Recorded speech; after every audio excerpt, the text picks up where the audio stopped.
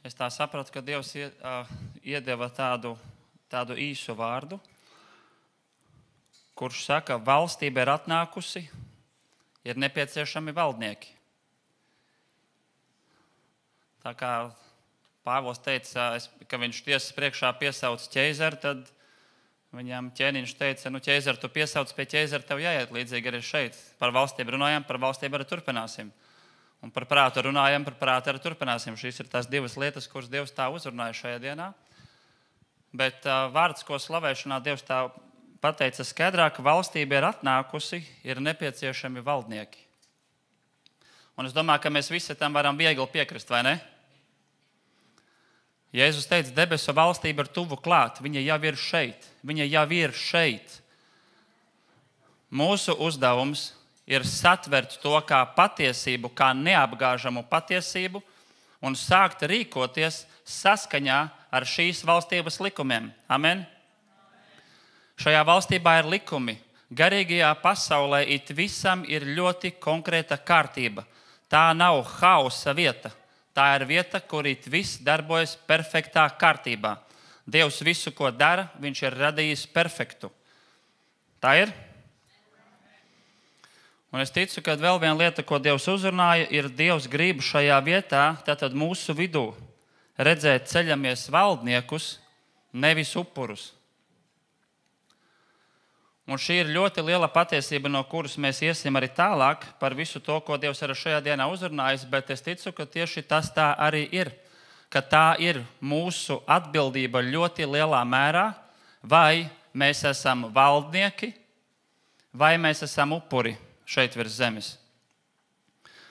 Un sāksim jau ar 1. Mūzes grāmatu, 1. nodaļas 26 līdz 28. Tur ir ļoti pāris pantos, ļoti īsi Dievs pateicis, vadlīnijas, ja tā var tā viņas nosaukt, ko Dievs no cilvēka gribēja, kad viņš viņu radīja. Mēs visi noteikti to jau zinām, vairāk vai mazāk, bet nolasām.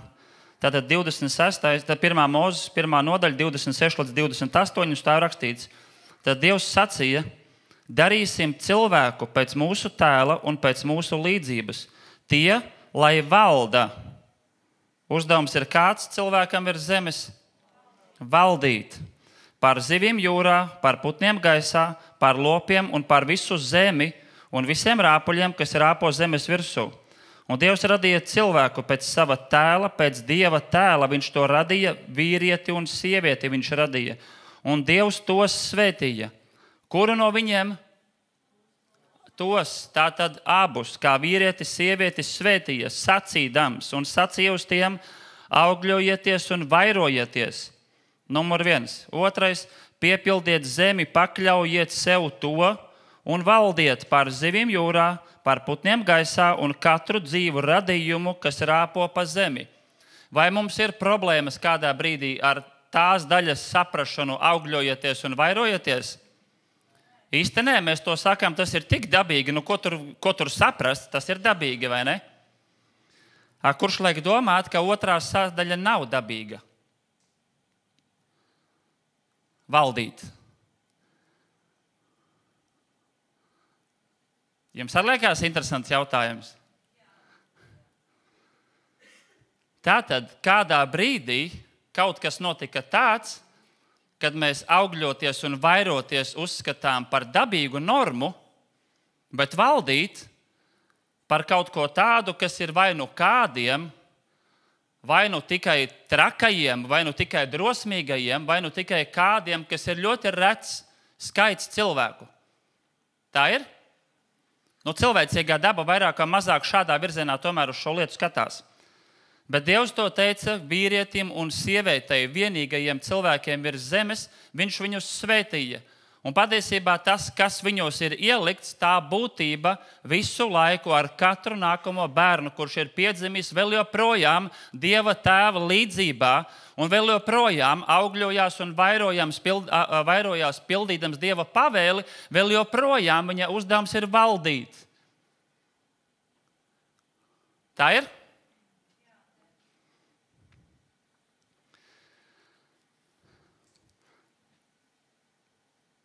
Interesanta lieta, ko mēs lasīsim tālāk, kur es tā saprotu, kur es tā nojaušu un nomanu, ka Dievs grib mūs virzīt, lai mēs saprotam, ka mūsu prāts, mūsu runa ir tā, ar kuru mēs vistiešākajā veidā veidojam savas valdīšanas ikdienu.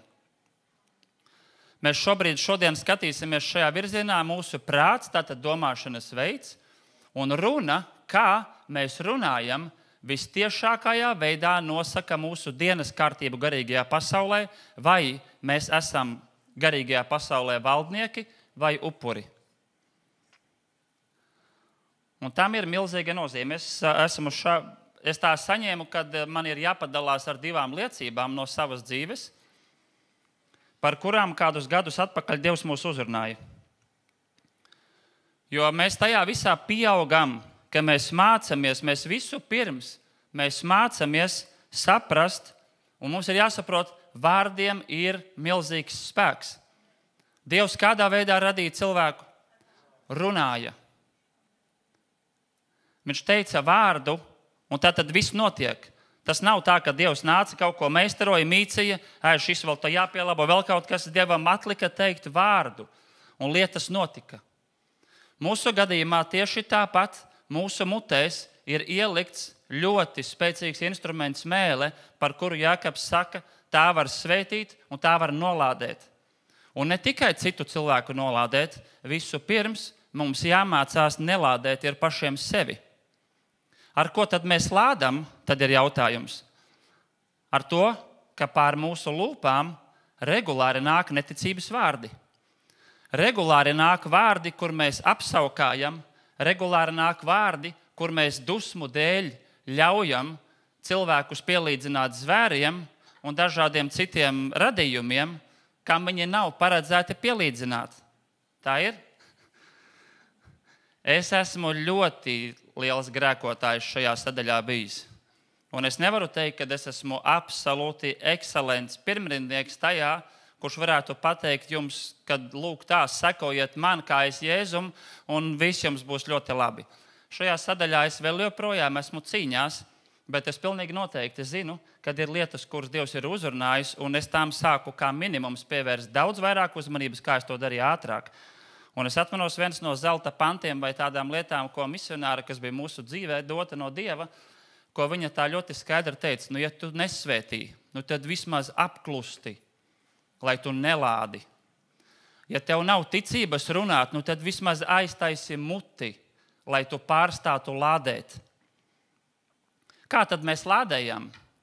Man nav, tas nav iespējams, es nevaru to izdarīt. Un tā tālāk. Mēs šo varētu paplašināt un rakstīt šo sarakstu ļoti garu. Kā mēs uzskaitām, ko mēs nevaram. No kurienes ienāca tas, ka mēs nevaram kaut ko no tā visa? Tad ir ienaidnieks, kurš caur grēku kādā veidā mūs ir paverdzinājis, un mēs bijām krituši, un mēs bijām piederīgi grēkam.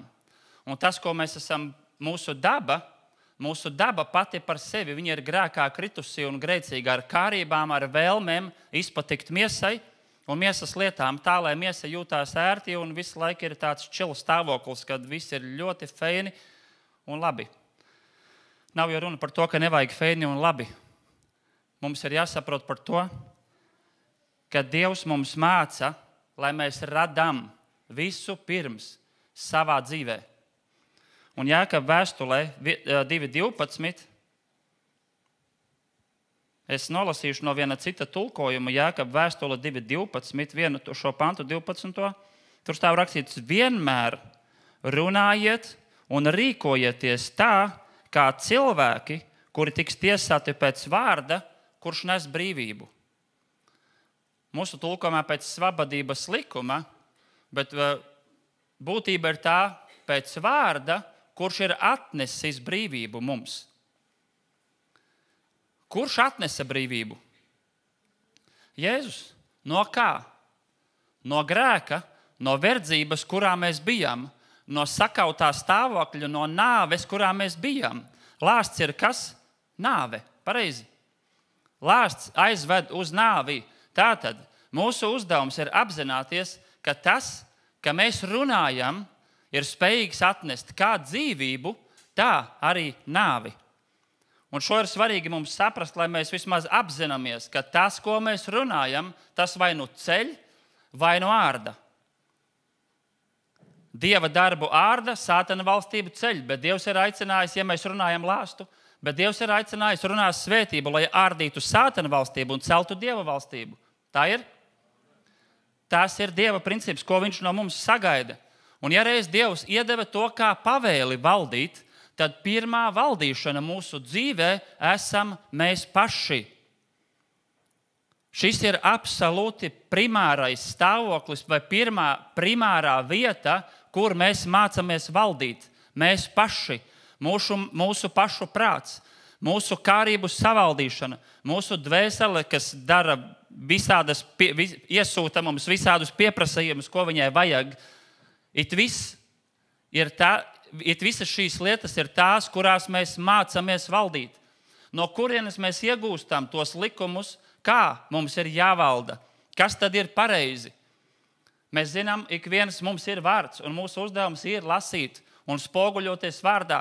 Tātad Bībele ir tā vieta, kur mēs atveram ikdienas, lasot, nostiprinoties tajā un iegūstot Dieva valstības likumus par to, kā Dievs mūs redz un ko viņš no mums sagaida.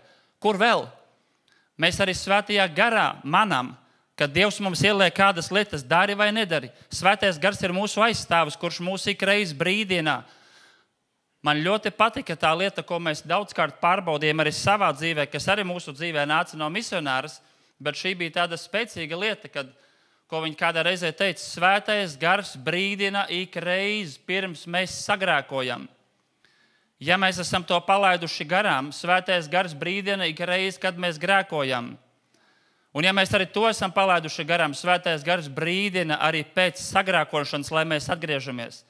Svētais gars nepārtraukti ir nomodā par to, lai mēs dzīvojam, nevis nodzīvojam vai kaut kā novelkam dzīvību šeit virs zemes kaut kādu dienu skaitu, bet lai mēs valdam šeit virs zemes ar uzvaru, kuru mums Jēzus ir sagādājis. Caur uzvaru pie krusta Golgātā. Par ko? Par nāvi un visu, kas ir piederīgs nāvei. Tātad lāsta vārdi ir piederīgi kam? Nāvei. Kāda mums daļa gar lāsta vārdiem? Nekāda.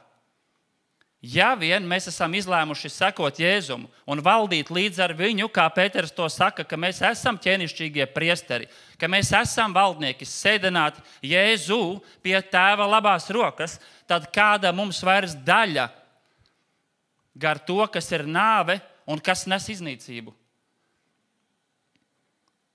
Tāpēc ir runājam kā tādi, mācamies runāt kā tādi, kuri rada dzīvību, kuri atnes ar savu rīcību dzīvību, kuri radam svētību. Mums var sāpēt, piemēram, ja cilvēks, kuram ir skaudība, un viņš nav ticis ar to galā, un viņš redz, ka brālim vai māsai kaut kas ir, par ko viņš tik ilgi kāro. Kas ir tas, kurš izsaka kādu lāsta vārdu par to cilvēku? Skaudība viņā.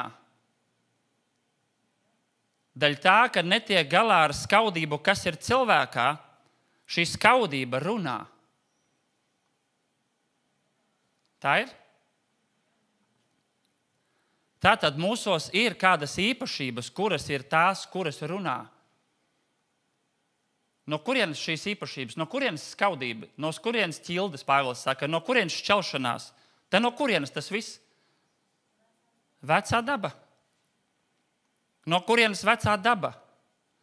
No garākā krišanas. Mēs gan esam pēc Dieva tēla un līdzības radīti, bet grēks to dabu, kurai patiesībā bija jābūt tādai, kas valda tā pa kalnu virsotnēm, ja tā to var tā teikt, tā nokrita ļoti zemu un tika visādā ziņā sasmērēta un izpostīta. Un mēs visi zinām, ka ir kādas sfēras, kurās mēs svinam uzvaru, bet ir kādas sfēras, kurā mēs krītam. Tas ir tas, ko mūsu vecāki mums ikvienam nodeva, un tas ir tas, ko mēs kā vecāki nododam tālāk. Tur, kur mēs neesam uzvarējuši, mēs nododam ko? To, kas mums ir. Ja mūsos ir skaudība, ko mēs nododam tālāk? Skaudību. Jo mēs mācam neapzināti, ka skaudība ir kaut kas ok. Un mēs daudzkārt par to neapzināmies. Un skaudība runā, un bērni dzird, skaudība runājam. Un tad, kad bērnam atkārto 100 reizus, kā skaudība runā, tad bērns ko dara?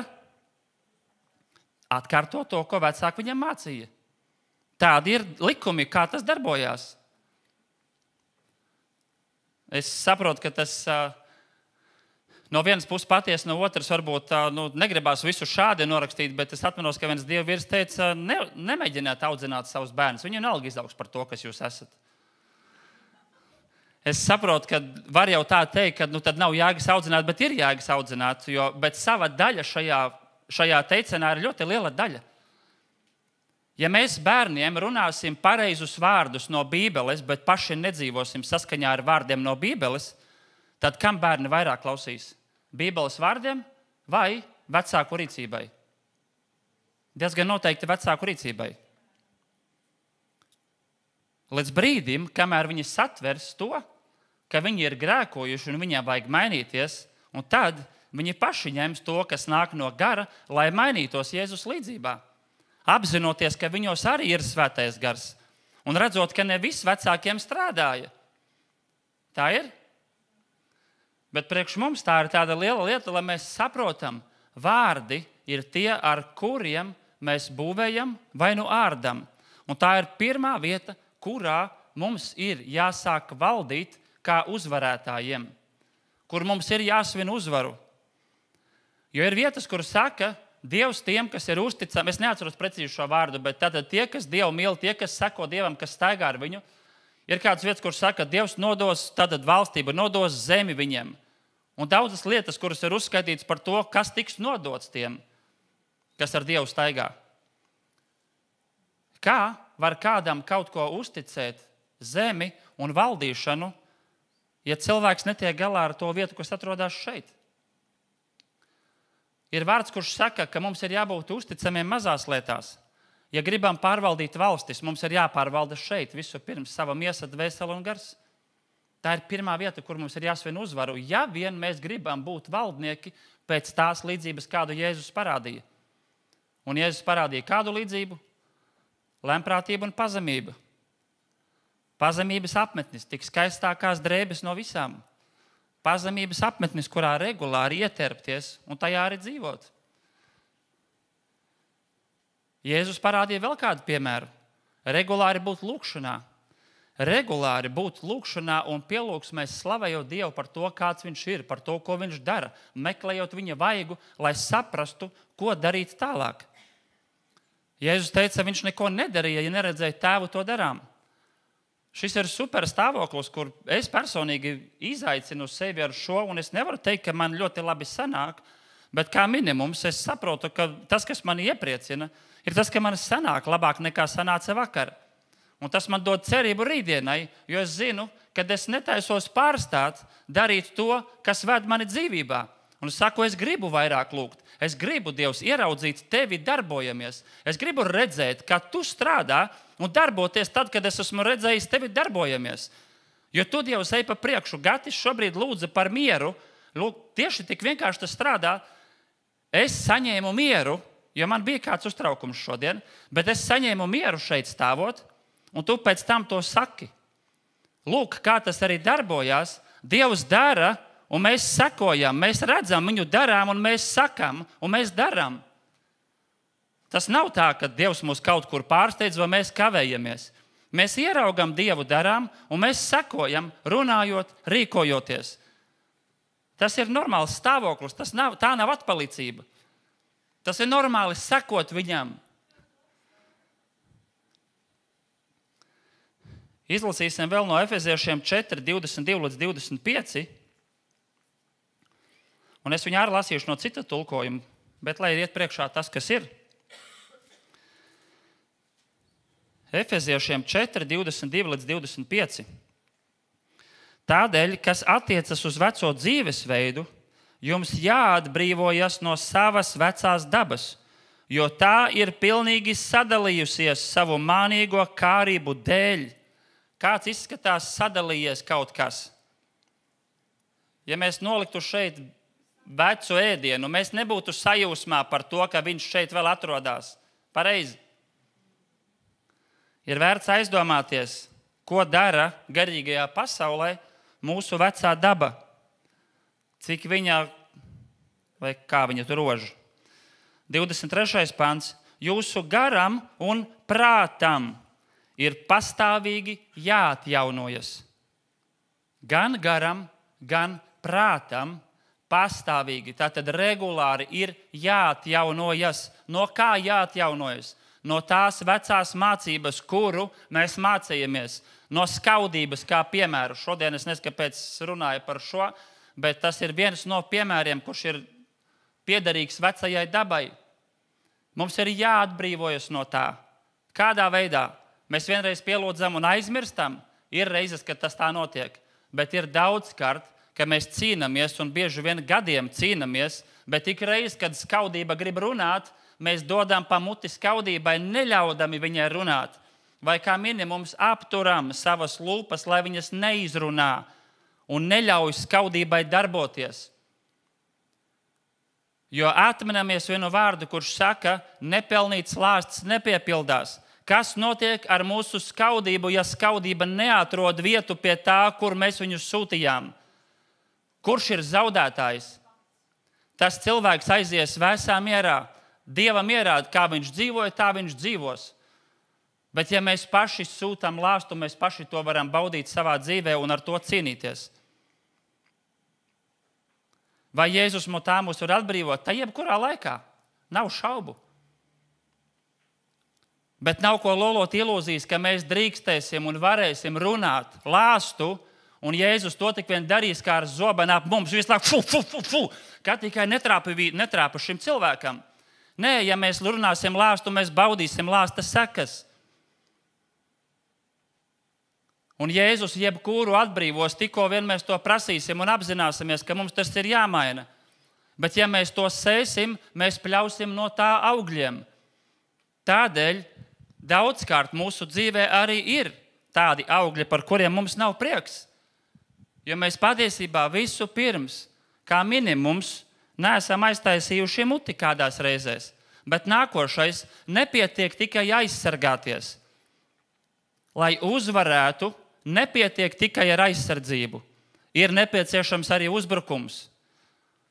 Mēs nevaram izcīnīt uzvaru, ja pretinieku mēs no viņa tikai aizsardzībā sēžam.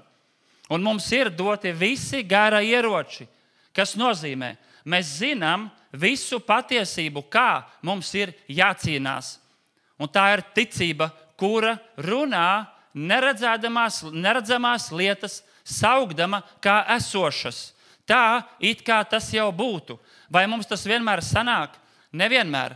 Bet es zinu, ka ticība varbūt dažkārt ir pat ar prātu tikai izteikts, bet tas tik un tā ir mans prāta atjaunošanas stāvoklis, ka pat ar prātu es saku, es izvēlos sekot tam un es izvēlos runāt. Un kā minimums, pat ja tā ticība nav pilnīga, taču šeit ir izveidojies stāvoklis manā prātā, kurš saka, es nesamierināšos vairāk ar zaudējumu.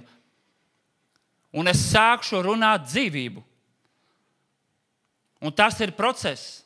Un šajā procesā mums visiem ir dota uzvara, ja vien paliekam līdz galam uzticami, ja vien nepārstājam cīnīties, ja vien izturam līdz galam cīņā. Tas ir stāvoklis, kurš mums ir nodrošināts caur to, ka mums ir ticība, mums ir apsolījumi, uz kuriem stāvēt un ar kuriem mēs varam runāt. Jēzus saka, dumšs ir tas, kurš ceļ namu uz smiltīm, bet gudrs tas, kurš ceļ klintī. Kas ir tā klints, uz kuras mēs stāvam? Jēzus ir tā klints, kur ir mūsu apsolījumi balstīti. Tie ir Jēzu. Tā ir tā mūsu drošība, ka tad, kad mēs runāsim patiesības vārdu, kuru viņš saka, šis vārds sāks piepildīties un transformēs mūsu prātu. Tas transformēs visu mūsu būtību. Mēs sāksim līdzināties viņam. Pat, ja tas būs process, kurš velkās gada garumā, pat, ja tas būs vairāku gadu garumā, kāda starpība, sāc šodien. Šodien ir žēlastības diena, kurā mēs varam paņemt šos ieročus un sākt šodien, kā minimums, mainīt savu prātu un tajā visā mainīties paši viņa līdzībā, Jēzus līdzībā. Mēs labi zinām, ka viss notiek, mums ir pierasts, ir laikmets, kurā visam ir jānotiek ātri. Pirmīt smieklīgs salīdzinājums ienāca prātā, kad mēs nemazums zinām, ka šobrīd, es nezinu, varbūt, ka tas jau iet no modas ārā, bet sapumpē lūpas tā, kad liekas, ka lapseņpūza nārdīja vakar, un viss ir tik vien ātri un pēkšņi izmainījusies. Garīgajā pasaulē šīs lietas nenotiek tik ātri. Mēs varam gribēt ar dažādiem palīgu līdzekļiem kaut ko izmainīt tā, ka, hei, viena lūkšana un lietas ir mainījušās. Ar to necik nenonicinot to, ka ir jālūdz un ir lietas, kuras mainās. Es esmu dzīves liecinieks tam, kad es strādāju Krievijā kādus gadus, jo tas bija mans svētā bēgšana no mājām, tā var teikt. Jo es aizbraucu 19 gados uz Krieviju, un, man liekas, līdz kādiem 25 es tur biju šur tur. Un šajā laikā, protams, es mēģināju krieviski runājošiem tīrasiņu krieviem paskaidrot darba pienākumus, kuri viņiem tā kā būtu jāpilda. Un, kad es savā ļoti lauzītajā krievu valodā mēģināju to viņiem paskaidrot, tad viņi ļoti smaidīja, tā pieklājīgi smaidīja par mani. Un es sapratu, ka es nekādus rezultātus nespēju sasniegt, jo viņi īsti nesaprot normālu valodu. Un tad es kritu tajā, kur ir kritusi visa Krievija gandrīz. Es paņēmu vienu vārdu, izlocīju visos locījumos, ātri viņam izstāstīju, visiem viss bija skaidrs un visi bija pie darba. Bet tādā veidā izveidojās manī kaut kas, kur es kļuvu par lielu liekuli, jo tad, kad es atbraucu mājās, es biju svētā glītumā ar kaklasaiti kaklā, un es neko no tā nelietoju, jo es tāds neesmu. Es esmu dievbērns, un es pārbraucu pāri robežai, un atkal iet ar daudziem stāviem mana sarunu valoda. Un tad bija kāds brīdis, kad es tā sapratu, es reāli liekuļoju, un tā nav dzīve ar Jēzu.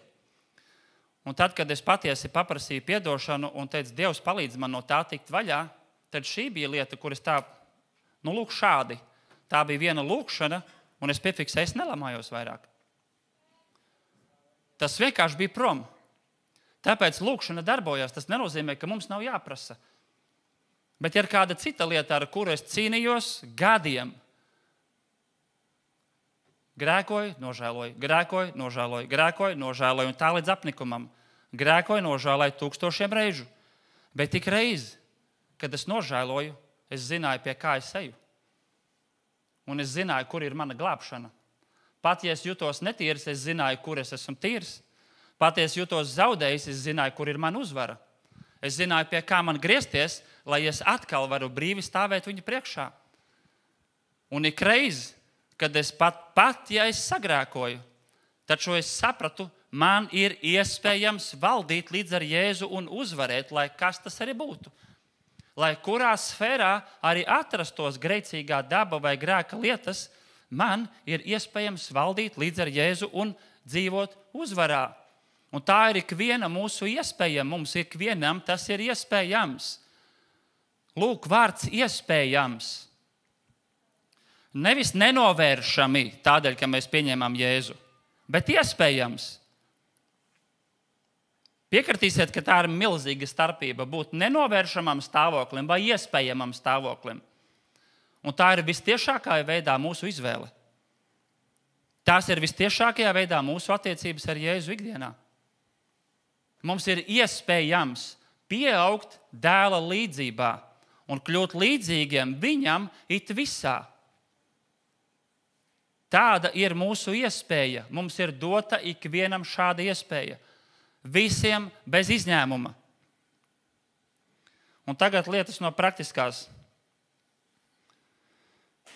Pāris liecības, kuras Dievs uzrunāja, ka man ir jāpadalās no savas dzīves, kur bija mana izgāšanās, bet kur atnāca uzvara. Un pirmā bija laiks, kad mēs paklausot Dievam, izveidojam ar tēti uzņēmumu, un mēs sākam būvēt ceļus, jo Dievs mūs uzrunāja, ka mums ir jābūvē ceļi. Dažādos veidos mēs līdz tam nonācam, bet nonācam un paklausībā darījām kādas lietas. Un tad bija kādas reizes, kad mēs pieaugām, mēs nevarējām visu arī pašvais izdarīt, mums bija vajadzīgi cilvēki. Par cik uzņēmums ir mazs, ir loģiski, kad mazam uzņēmumam nelabprāt atsaucās visi pa kārtu. Nav tā, ka visi cilvēki, mēs paši zinām, daļa tā, ka mēs padzirdam, ir atvēries pilsētā uzņēmumu, mēs taču neskrēnām mudīgi paskatīties, vai mēs nevarētu viņiem būt noderīgi. Pareizi. Jūs tā darat?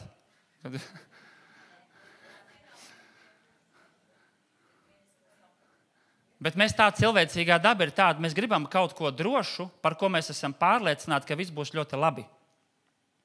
Mums grūti gāja ar cilvēkiem, kurus mums vajadzēja. Un pagāja 1 gads, 2 gads, 3 gads, ir dažādi mēģinājumi, ir dažādas izgāšanās. Un mēs bieži sākam lietot vārdu, nav jau cilvēki, nav jau cilvēki, nav jau cilvēki. Kur lai dabūtu darbinieks? Nav taču darbinieki.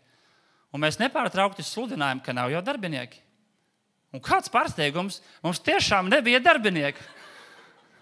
Jo mēs tam svēti ticējām. Un mēs to katru dienu gandrīz apliecinājām, ka nav jau darbinieki. Un tad kādā brīdī Dievs skaidri norādīja, cik ilgi tu sasaistīsi to iespēju, kad es varu jums piesūtīt darbiniekus. Cik ilgi tu liksi aizliegts man strādāt, tā varētu teikt. Kurš bija vainīgs? Dievs nebija sagatavojis svētību? Vai bija kādi prāta cietokšņi, kuri loģiski secināja stāvokli, kurā mēs atrodamies? Jo tur jau nav nekā neloģiska. Mēs ik viens varētu piekrist šādam spriedumam, ka tas ir loģisks, pareizi. Vai es viens tāds spriedu? Es domāju, ka mēs visi saprotam, ka tas tā ir pareizi. Un Dievs skaidri parādīs sāc kā minimums. Ja tev nav ticības, ka man ir cilvēki priekš tevis, tad vismaz aiztaisi muti. Nesludini katru dienu, redzot vajadzību, nesludini, ka nav darbinieki. Jo Dievam ir darbinieki. Dievs saka, viņam pieder visa zeme, viņam pieder visa jūra un viss, kas to pilda. Tā ir? Mēs esam daļa no tā, kas pilda šo zemi. Esam. Tātad mēs patiesībā esam daļa no tā, kur mēs esam atbilde kādam. Tikai mums ir jāierauga tas, kad mums tā ir sevi jāredz, un ka tieši tāpat Dievs uz mums skatās. Nevis, ka tikai mēs esam tie, kuri strādājam priekš cita, bet Dievs arī priekš mums tādā veidā dod cilvēkus. Un arī mūs viņš izmanto tādā veidā. Karina tiks galā, neskatāmies uz to, kas tur notiek, viss būs labi. Šis ir pietiekami svarīgi šobrīd. Un šī liecība man maksāja tik dārgi, ka maz neliekās. Abas šīs liecības maksāja dārgi. Un tad bija otrā lieta. Otrā liecība, ko Dievs uzrunāja jums padalīties. Mēs esam gana strādīgi bijuši. Šī ir tā labā lieta, ko es nebaidos teikt, ka Dievs mūs tā ir mācījis un trenējis. Mēs visu bērnību, visu laiku esam smagi strādājuši. Un darbs tas ir kaut kā pilnīgi tā iegājis, ja tā var teikt, asinīs, un tā nav problēma strādāt. Un tad mēs nonācam pie cita tāda izkropļojuma, ar kuru mēs atkal loģiski spriedām. Un tā mūsu tekstiņš, ar kuru mēs regulāri tā runājam, ja jau pats nedarīsi, tad jau nekā nebūs. Varbūt ir pazīstams. Ja jau pats nedarīsi, labi, apsveic tev. Bet daudziem es domāju, ka šis ir pazīstams. Ja pats nedarīsi, tad jau nekā nebūs. Un tad kādā reizē Dievs man uzdeva jautājumu. Kāpēc tu aizslēdz durvis manam pārdabiskajam darbam tavā dzīvē? Es teicu, Dievs, kā es viņus aizslēdzu? Tu saki, ja tu pats nedarīsi, tad nekā nebūs. Vai Dieva pārdabiskais atnāk caur manu darīšanu tikai? Kādās reizēs tā var būt. Bet tieši tāpēc viņš ir Dievs un pārdabisks Dievs, ka viņš var atnest tā, kā viņš grib. Un tad, kad viņš grib. Un tad, kad tas ir vajadzīgs. Ja es uzlieku rāmi Ja es pats nedaru, tad jau nekas nebūs. Tas nozīmē, ka es sevi ielieku tajā pozīcijā, ka tik, cik no manas rokas padarīs, tik no arī būs. Un tad nav ko brīnīties, kad mēs nogurstam un jo vecāki kļūstam, jo mazāk spējam padarīt.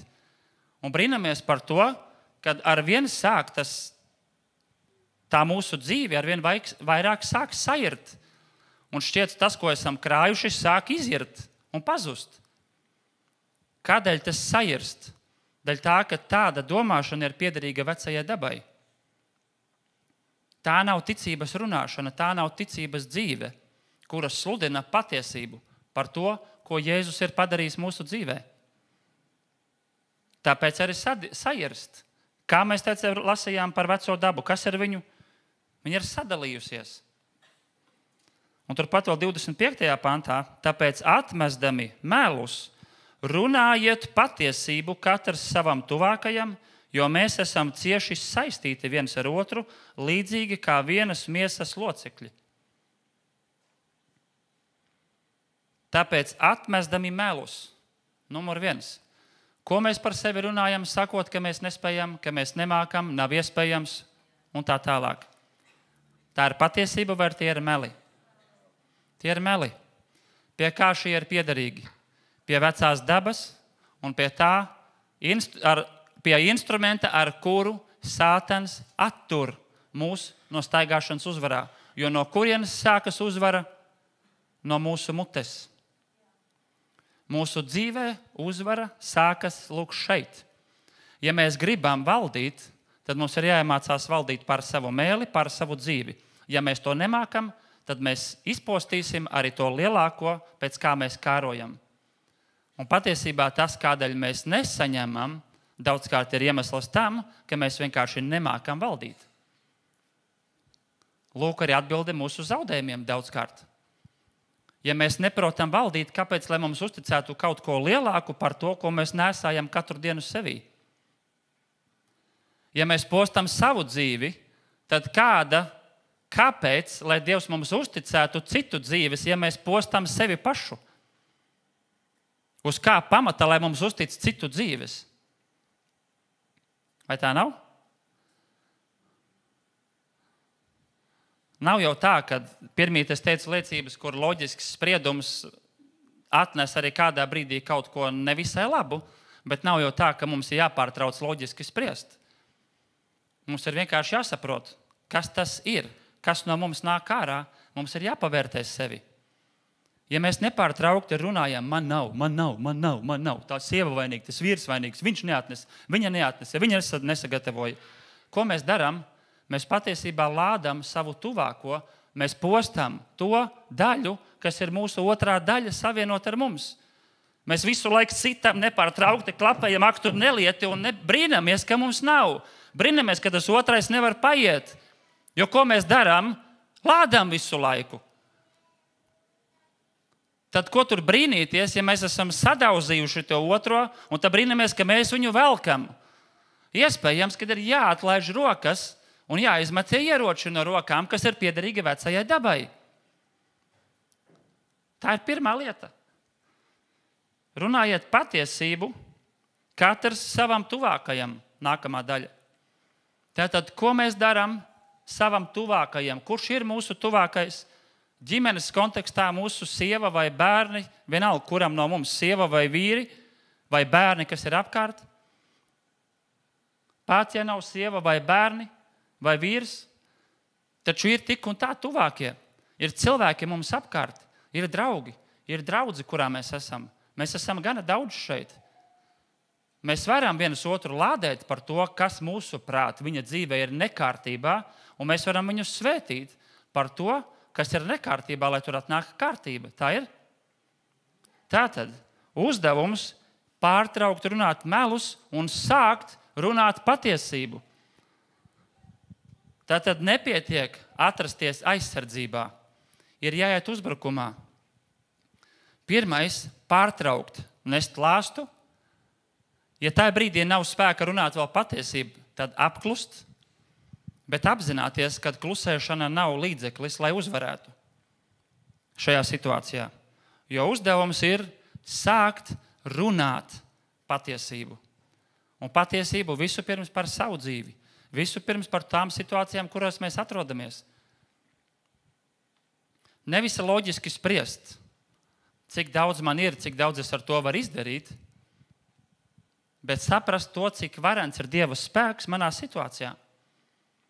Un ka pat, ja man ir tikai 10 eiro, tad Dievs var, tā kā viņš maizi lauza un pavairoja, viņš var atrast veidus, kā svētīt mūs ar tiem 10 eiro un iegūt 100 eiro vērtas mantas, ja tas ir vajadzīgs kā manta. Vai kā risinājums, lai kas tas ir būtu. Pirmā lielā lieta mums pašiem, tas ir jāsāk darīt mūsu sfērās, tajās, kur mēs esam atbildīgi. Jo mēs esam cieši saistīti viens ar otru, līdzīgi kā vienas miesas locekļi. Ne tikai ģimene, bet arī draudzē. Manā gadījumā un tēta gadījumā arī uzņēmumā tie ir cilvēki, ar kuriem mēs esam saistīti. Arī tur mūs Dievs daudzās lietās ir mācījis. Ik viens no mums mēs kaut kur strādājam. Ik viens no mums mēs varam savās darba vietās, mēs varam runāt svētību. Ja mums neapmierina tie cilvēki, kuri mums apkārt, mēs varam, protams, atskaņot no Sātana sinagogas pasniegto ēdiena karti un stāstīt, ka viņi ir šādi, viņi ir tādi, viņi dara to, viņi nekad nekas nebūs. Tā ar tiem neliešiem kopā nekur tālu nevar aiziet. Es jums pastāstīšu vēl vienu liecību. Man bija kāda situācija, kura bija kādas konkrētā objektā. Man bija sāpinājums par to, kā mēs no tā objekta izgājām, jo, manuprāt, tā nebija godīga rīcība pret mums.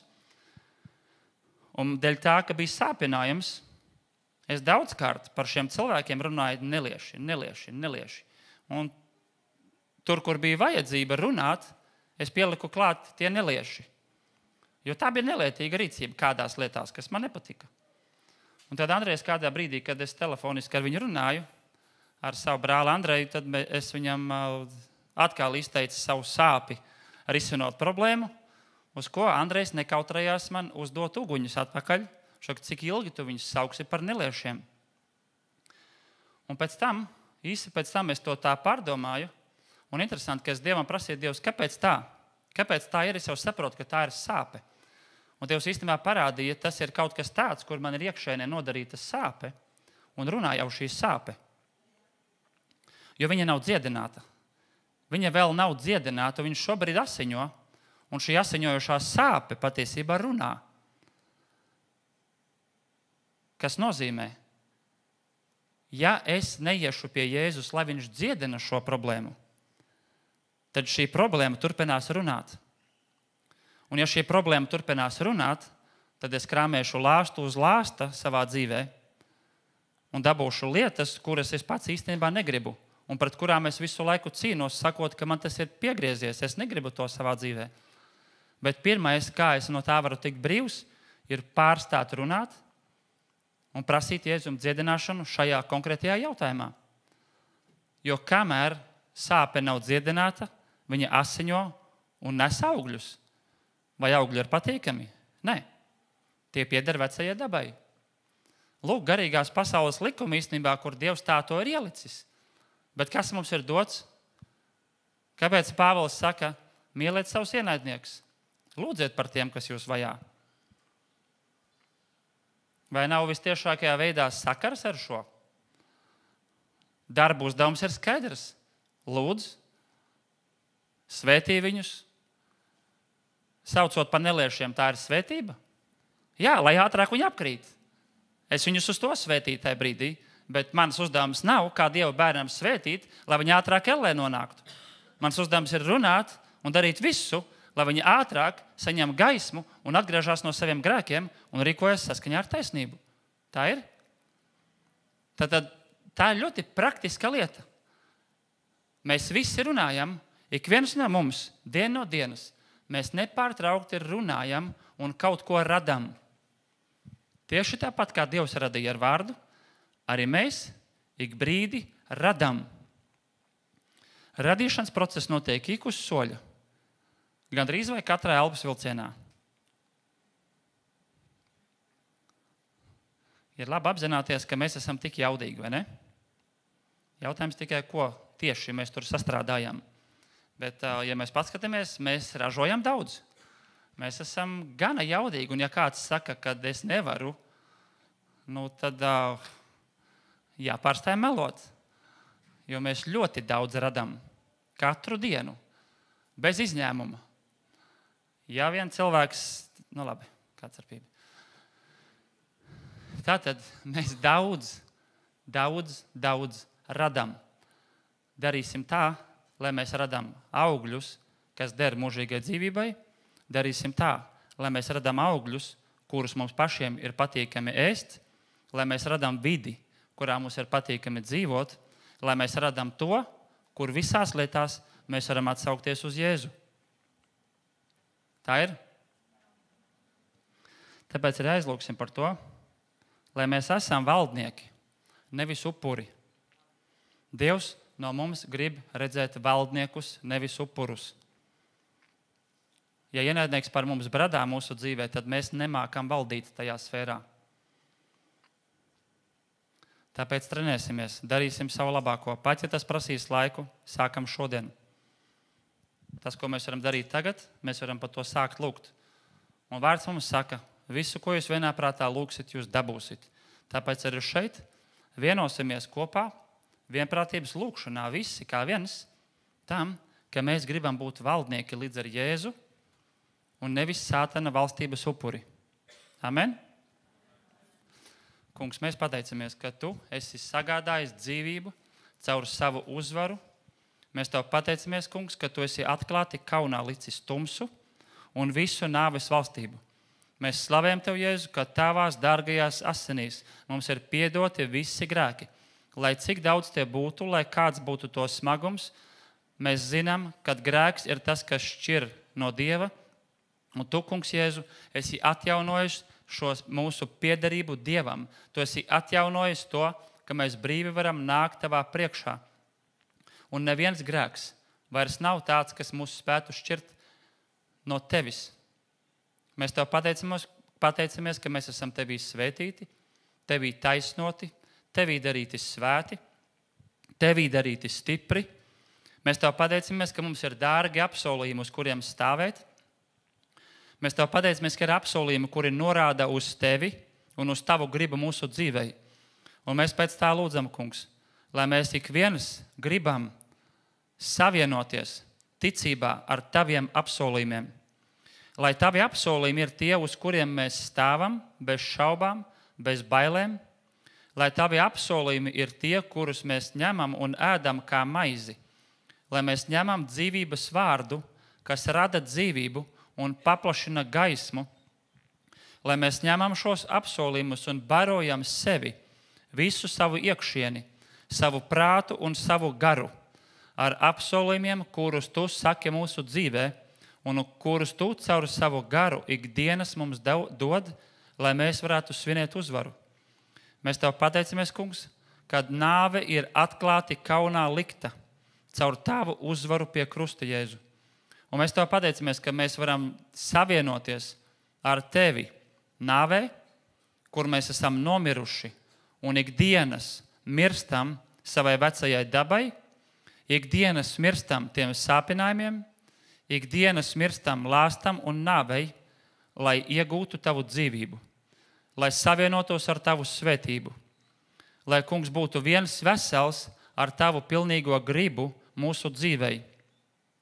Mēs svētam, kungs, viens otru un lūdzam pēc tā, kungs, ka mums pietiek spēks ikdienas ņemt un ēst to, kas ceļ, un ikdienas runāt, jo mēs zinām, ka tavs vārds saka, ka no sirds pilnības muta runā.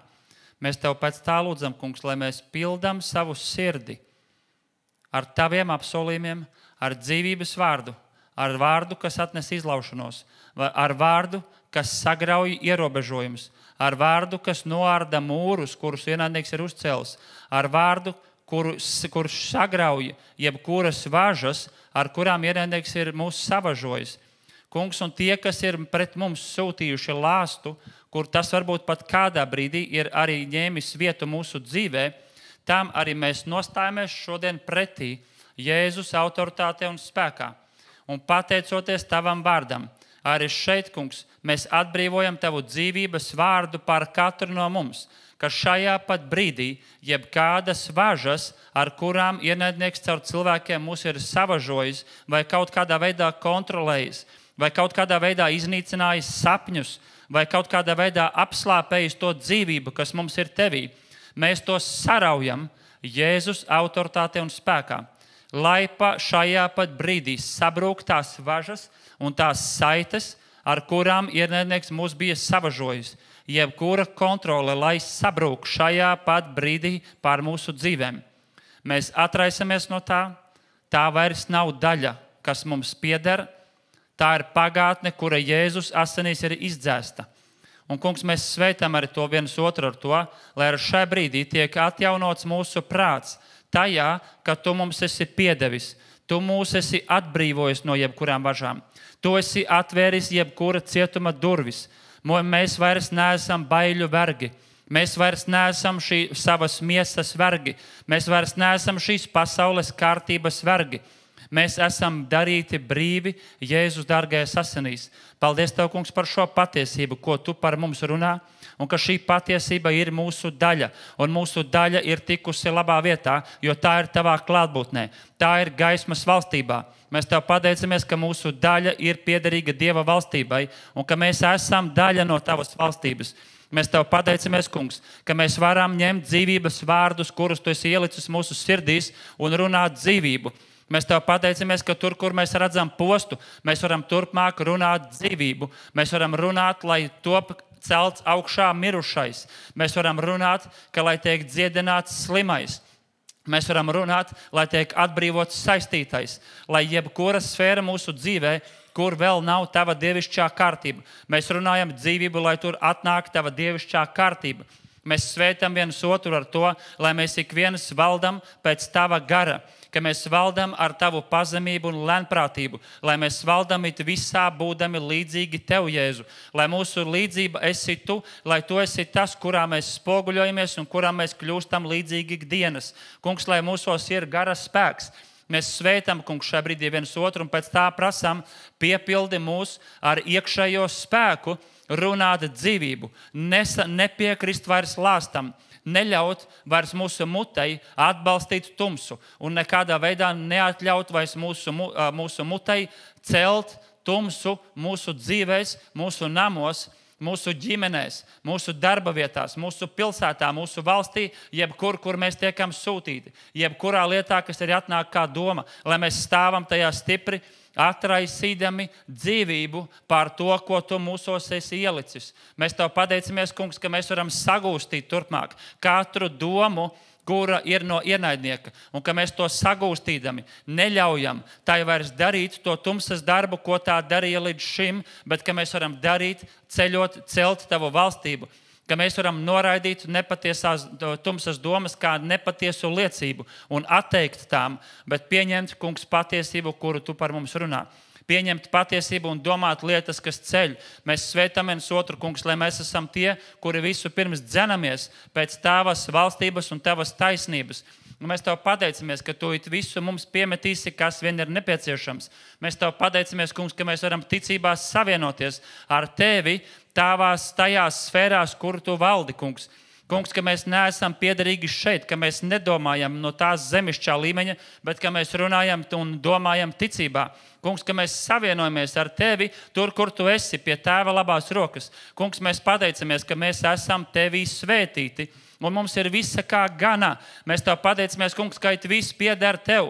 Visu pirms mēs paši mūsu dzīvēs, un ikviena lieta, kura mums ir nepieciešama, tā pieder Tev. Un Tu saki, ka Tu dod labas un bagātas dāvanas saviem bērniem. Un mēs Tev pateicamies, ka šī ir tā patiesība, ka katra lieta, kura mums ir nepieciešama, tā mums ir Tevī. Mēs svētam viens otru, lai mēs nepārtraucam meklēt Tevī to, kas mums ir nepieciešams. Mēs svētam viens otru, kungs, lai mēs meklējam, kamēr atrodam, lai mēs klauvējam, kamēr mums tiek atvērts. Mēs Tev pateicamies, kungs, ka Tavs vārds saka, ka ja mēs kādās lietās ļauni būdami, zinām dot labas dāvanas saviem bērniem, cik daudz vairāk Tu dosi, daudz vairāk savu garu un visa kā laba tiem, kas mīl Tevi un kas ir pieķērušies Tev. Mēs Tev pateicamies, Kungs, ka lāstam vairs nav daļas mūsu dzīvē. Mēs pateicamies, ka dzīvība ir tā, kura valda. Mēs Tev pateicamies, ka mēs varam savienoties ar Tavu dzīvību. Mēs Tev pateicamies, ka mēs kļūstam par vienu veselu ar Tevi, un Tavs padarītais darbs ir pietiekams, lai mēs vairs neietu atpakaļ tur, kur valdīja lāsts un tumsa. Mēs slavējam Tev, Kungs, ka mēs varam uzkāpt debesu sfērās, lai dzīvotu ar Tevi mūžīgi. Mēs Tev pateicamies, ka tas mums ir pieejams šodien. Mēs slavējam Tev, Kungs, ka mēs varam gara acīm Tevi redzēt. Mēs pateicamies, Kungs, ka mums ir pieejamas tās svētības un tās dāvanas, kuras Tu esi sagatavojis tiem, kas Tevi mīl. Kungs, lai tāds ir mūsu prāts, lai tāda ir mūsu sirds, mūsu gars, kurš ikdienas tiek pildīts ar Tavu patiesību, atjaunojoties Tavā līdzībā. Kungs, lai mēs esam viens vesels ar Tevi visā. Kungs, mēs Tev slavējam, ka mēs varam būt cīnītāji ik viens. Tu mūs esi radījis par cīnītājiem, Tu mūs esi radījis par kareiviem. Un mēs Tev pateicamies, ka kareivi nepiedzimst, bet izaug, un ka mēs ņēmām ticībā šo patiesību, saprastami, ka mēs gribam izaugt par Taviem kareiviem. Mēs gribam izaugt par Taviem valdniekiem. Mēs gribam izaugt par tiem, par ko Tu mūs esi radījis un aicinājis, un ieņemt to pozīciju, kur mums ir no Tevis dota. Un neatkarīgi no tā, kāda ir mūsu pozīcija, mēs pateicamies, ka ikvienam mums ir paredzēta uzvara, un ikvienam mums ir ticība, kurā mēs varam runāt. Ikvienam mums ir dota ticība un spēks, lai celtu un nevis ārdītu Tavu valstību, lai celtu citu cilvēku dzīvēs un Tavu gaismas un patiesības valstību, nevis sētu tajās tumsu. Kungs, paldies Tev par to, ka Tu mūs māci. Paldies Tev par to, ka Tavs gars ir ar mums, ka mēs esam Tevī un mēs neesam vieni. Paldies, Kungs, ka Tu visu laiku esi līdzās. Kungs, lai šī patiesība ir dzīva katrā no mums, ka mēs neesam vieni. Pat ja mums ir daudz jautājumu, taču Tev pilnīgi noteikti ir atbildes katram šim jautājumam. Mēs svētām viens otru ar to, lai mēs esam pacietīgi gaidot un neatlaidīgi savās lūkšanās, neatlaidīgi cīņā, Kungs, neatlaidīgi prasot, līdz esam saņēmuši. Paldies Tev, Kungs, paldies Tev par to, ka Tu maini un Tu mainīsi mūsu dzīves savā līdzībā. Paldies Tev, Kungs, par Tu izliesi no sava gara bagātīgi un bez mēra, Kungs, pār tiem, kas pēc tā meklē. Kungs, lai tā arī ir, ka dzīvā ūdens straumes plūst mūsu dzīvēs, lai mūsu mute runā dzīvības vārdus. Kungs, ka mēs neapmierinamies ar to, ka tikai avots ir mūsos, bet ka mēs visu laiku tiecamies pēc tā, lai dzīvā ūdens upes un straumes var plūst, lai mēs varam celt un lai mēs varam būvēt ar Tevi, lai mēs varam iet ar Tevi, lai mēs varam sēdēt mierā ar Tevi. It visā, ko daram, lai mēs esam ar Tevi un Tevī. Jēzus varnē vārdā. Amen. Halleluja.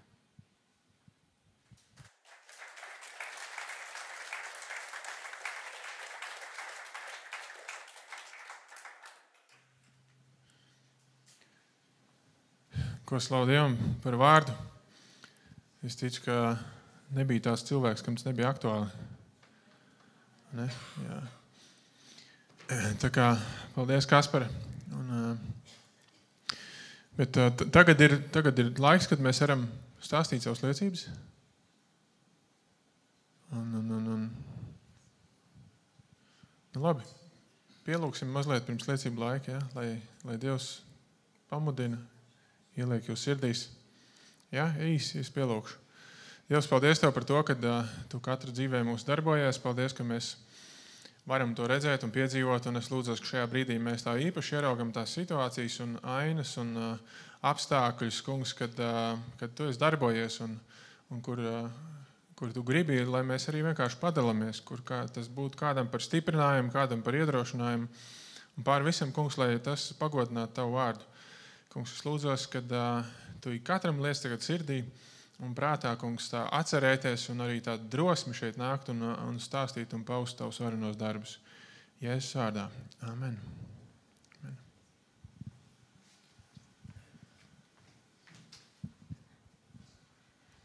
Es tādas divas lietas vēlētos teikt, ka tagad beigās, kad mēs lūdzām, es ticu, ka Dievs darīs savu darbu. Viņš noteikti to darīja, jo viņš atbild uz mūsu lūkšanām. Un tā viena no lietām, ko kā uzsākām lūgt, Kā viņš kā pats apstaigāja ar tādu kā koku un mērīja, cik tālu ir līdz pamatiem. Bet tas tā personīgi pie katra, tāpat pie manis pienāca un uz kādām lietām norādīja, kur ir labs pamats, kur ir tās kaut kāda veida smilts pa virs, kas ir jānotrauš, un ir kaut kādas vietas, kur arī kādas plaisas ir pamatos. Un katrā gadījumā, tad, kad ir kāds smilts vai ir kāds plaisas, pie tā ir jādarbojas. Un to Dievs tā, es ticu, tā arī norādīja, ka mums katram ir vērts ieklausīties tad, kad mēs tiekam pamācīti. Un arī tad, kad mēs tiekam no Dieva pamudināti, ka ir kādas jomas mūsu dzīvē, kur skaidri var izlasīt Dieva vārdā, ka ir jādara tā un ne citādāk. Bet ir kādas jomas, kurās mēs vadamies pēc tā, kādas ir bijušas iepriekš izvēles vai kā ir pierasts. Piemēram, tad, kad mēs izvēlamies kaut kur darboties vai strādāt, neizlasīsim jau mēs Bībelē, ka man jāiet jāpiesakās tādā vietā strādāt vai kaut kur jādarbojas. Tas ir tāda gudrība pirms tam lūgt, lai saprastu un tad rīkotos. Bet es ticu, ka Dievs tā norādīja, ka ir kādas jomas dzīvē, kur ir kā smiltis, kad saliktas ir, piemēram, kad jūrmalā. Ka ja ir smiltis un ja ir lietus gan līst, viņš ir gana stiprs, lai spētu likties, ka tas tāds ciets pamats, bet ja tā paraktos, tad mēs redzētu, ka tur jau akmens apakšā nav, tās ir sablīvētas smiltis. Un tā Dievs arī norādīja par mums, ka var būt kādas jomas, kur mēs neesam kā pārbaudījuši ar Dievu, kā neesam sagaidījuši viņu vārdu vai vispār prasījuši, un ka aizvien turpinām apliecināt kā tādas labas lietas par to, ko patiesībā Dievs nekad nav runājis. Piemēram, ja man jāiet, puķis dārza iekopt, un tagad uz brīvais laiks jāpavada dārzā. Ja Dievs man to nav norādījis, ka tā ir tāda svētība, vai viņš tā grib vadīt mani, lai es būtu atveldzēta un man būtu saturīgi pavadīts laiks, tad turpinot to liecināt un ieguldīt tur laiku, tas būtu kā laistīt to, kur apakšā nav Dieva pamata. Tāpēc es ticu, ka Dievs tā norādīja, ka viņš vēl un vēl tā norādīs uz kādām lietām, kur vērts ir veikt izmaiņas, kur nav vērts ieguldīt savu laiku. Nevis tāpēc, ka tas ir grēks, bet tāpēc, ka to laiku, kas mums ir dots, mēs varam pavadīt tā saturīgāk. Un tad tā nākamā, tā otrā lieta, ko Dievs tā norādīja, es ticu, ka ja piemēram mums ir siltumnīca un tur ir gatavi tomāti, tad tā ir tā diena vai dažas dienas, kuru laikā, kā es saprotu, ir tā raža jānovāc. Un ja mēs tajā laikā sēžam šūpolēs un šūpinam kājas un nedaram neko, tad mēs nokavējam to ražas novākšanas laiku. Un tā ir daudzās jomās mūsu dzīvēs, ka Dievam ir svarīgi, ka mēs atpūšamies. Un viņš ir pats atpūtas radītājs, un viņš ir pats tas, kas ieved atdusā, bet ir laiks arī strādāt. Un bija kas kādiem, ko Dievs tā konkrēti norādīja, nesaucot vārdās, bet teica, ka mūsu vidū arī ir kādi, kuri tajā laikā, kad viņiem būtu jāstrādā, tīri fiziski, tīri praktiski izmanto gulēšanai. Un tad tādā pārnestā nozīmē, ka lietas var nokavēt. Ja Dievs ir pamudinājis, tad noteikti vajag atsaukties, jo ir kaut kas, ko var palaist garām. Piemēram, arī šodien, ja Dievs pamudinājusi kādu lietu, kur kā liekot kādu vārdu jūsu sirdīs, tas vārds jau paliks labs cauri laikam, bet ja mēs neiedosim to vārdu tam cilvēkam, kur dēļ viņš mūs pamudināja, tad var nokavēt. Jā, šīs bija tās lietas, ko es ticu, Dievs runāja visu.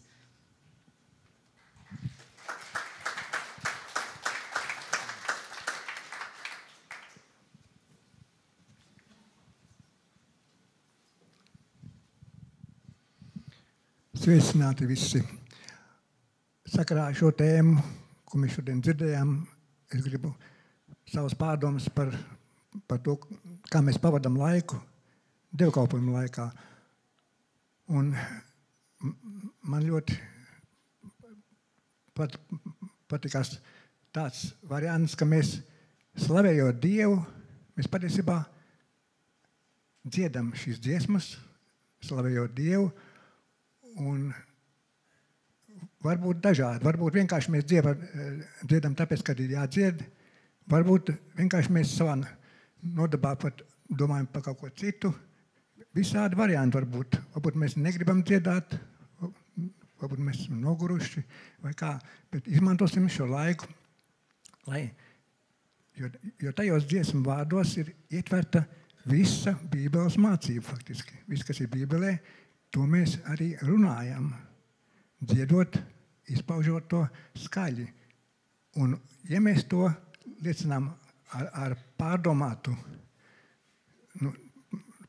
ar pārdomām par to, ko mēs dziedam, ja, tad mēs patiesībā mēs ar to sludinām šos vārdus skaļi, un to varētu salīdzināt ar vārdu Romiešiem 10, 9, 10. Ja?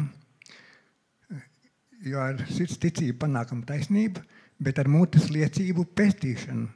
Mēs varam sirdī saprast to un pieņemt, ka mēs to zinām, un tā vienmoļ dziedāt, un nekas nenotiek. Bet ja mēs to pasludinām skaļi sev un arī citiem, tad tas var nest izmaiņas mūsos, pestīšanu. Tas viss noder mums pie mūsu kristīgās dzīves. Ja? Tā.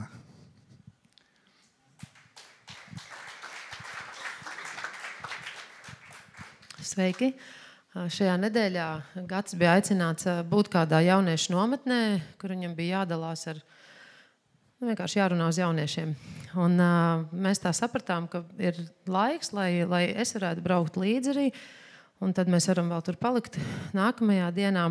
Bet es Dievam tā teicu, pirms tam es saku, es arī gribētu būt derīga tev tur uz vietas, jo es saprotu, ka viņš ir aicināts runāt uz puišiem, un es tur vienkārši pavadīšu laiku svaigā gaisā. Un aizbraucot uz turieni, vēl es uzzināju tādu faktu, ka meitenes tajā laikā dosies pārgājienā. Tas nozīmē, ka es vispār tiešām tur, man nebūs uz ko, ne ar ko parunāties. Un tad tur bija kaut kādas sportiskās aktivitātes un tā, un es to laiku pavadīju vienkārši staigājot. Un tad, kad sākās tā uzrunas daļa, tad tur bija izrādās vēl tajā teritorijā viena sieviete, kura bija atbildīga par kādām saimnieciskām lietām, un viņa man paaicināja uz tēju. Un tā mēs tur runājāmies un diezgan ilgu laiku, un man bija tāds pamudinājums kādā brīdī viņai pastāstīt liecības par to, ka Dievs dziedina. Un es par Evarta salauzto roku stāstīju, un es stāstīju arī par to, ka Dievs man dziedināja no artrīta pirms 12 gadiem. Un es viņai izstāstu, un es tajā liecībā es saku, ka tad, kad ārsti veic dažādas izmeklējumus, viņi man nevarēja noteikti konkrētu tipu artrītam, un viņa diagnozē ierakstīja nenosakāmu tipu artrīts. Un tā sieviete skatās uz mani, un viņa saka, man ir tieši tāda paša diagnoze. Un es biju tik ļoti iepriecināta, nevis par to diagnozi, bet par to, ka Dievs tā var aizvest, jo tā nometne bija Siguldā, un es savā dzīves laikā Siguldā esmu ļoti, ļoti reti bijusi. Un nav tāda ikdienas braukšana. Un tā sieviete saka, ka tad, kad viņa man saka, tad, kad tu aizbrauks mājās, lūdzu par mani. Es saku, ka nē, vai es varu lūgt uzreiz tagad uz vietas un arī svaidīt ar eļļu. Un viņa piekrita, un viņa bija ļoti priecīga. Un es ticu, ka tur pat nav jātic. Dievs ļoti, ļoti iepriecināja gan mani, gan viņu. Un es sagaidu, ka es dzirdēšu atgriezenisko saiti, ka Dievs viņu ir dziedinājis. Slavu Dievam!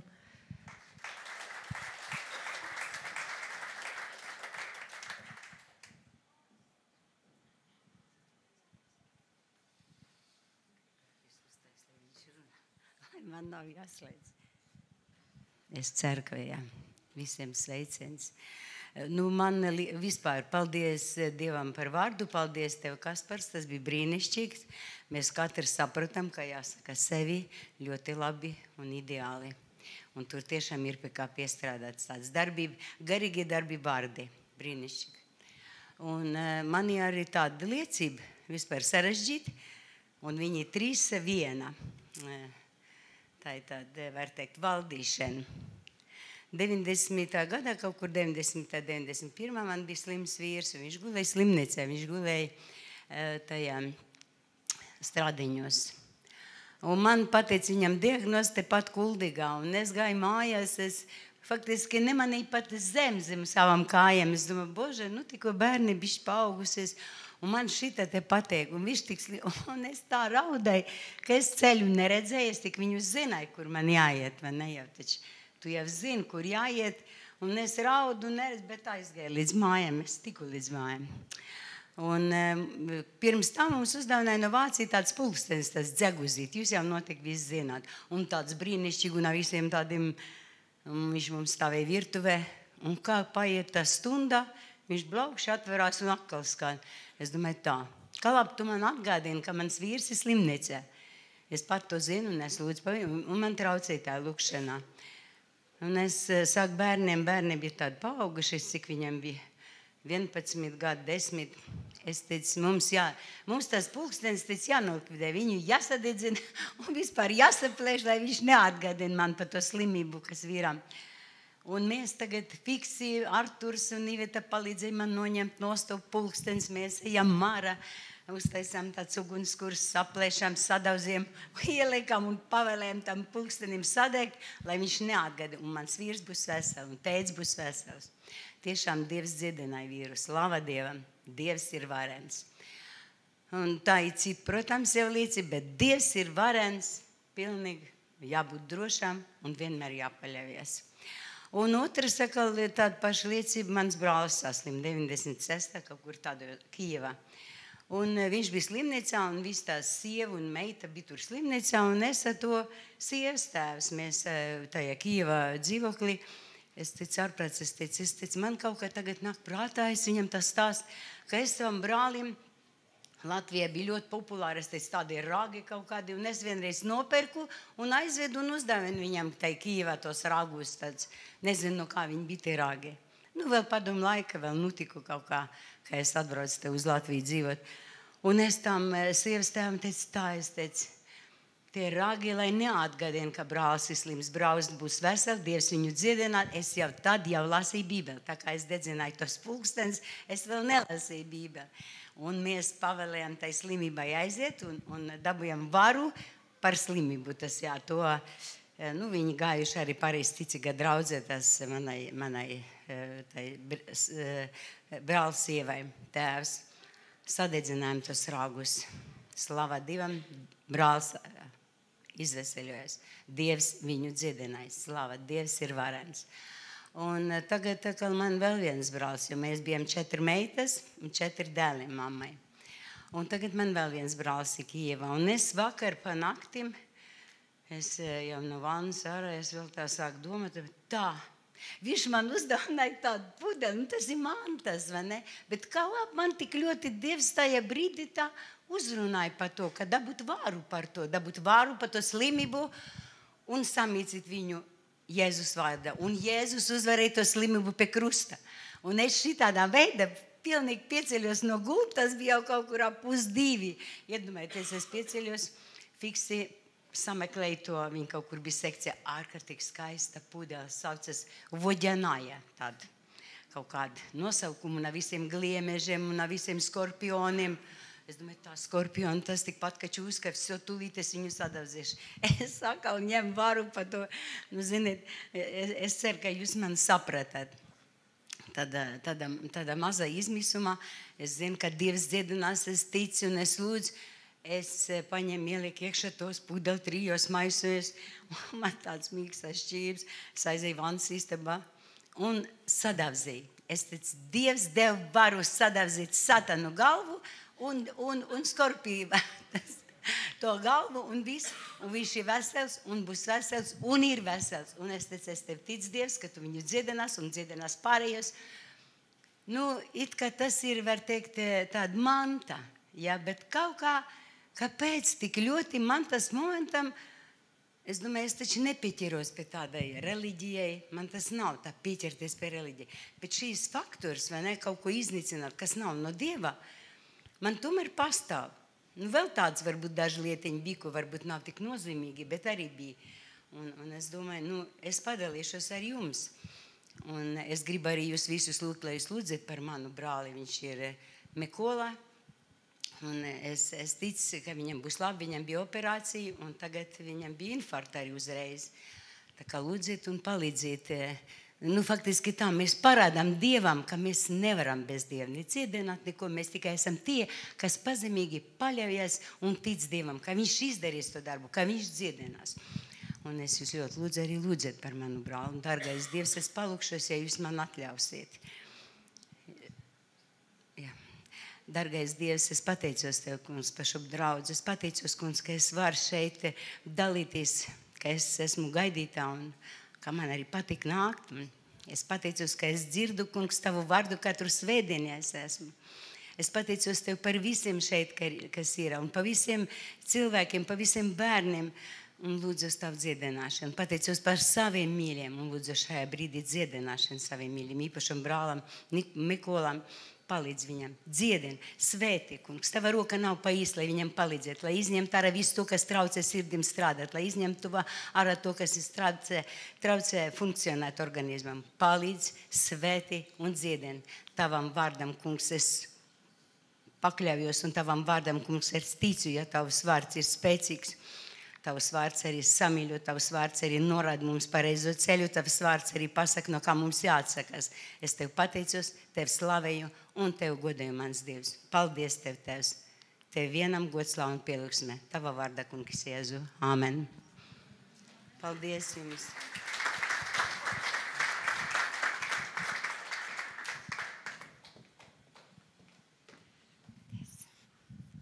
Labdien, draudze!